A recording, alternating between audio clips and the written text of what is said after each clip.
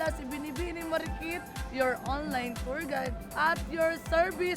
Ngayon, nandito tayo sa Sakae. Napakaganda dito, ano ba yung maaliwalas, malinis, at higit sa lahat, walang traffic. Tinan mo. Oo. Tinan mo.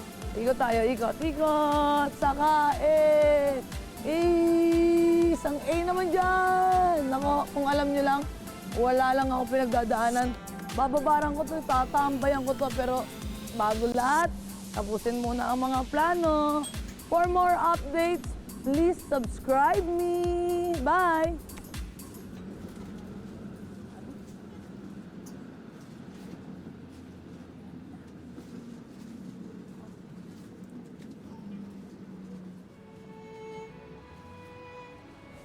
Dapat ni Miss May, no? Yaman, may pa-billboard.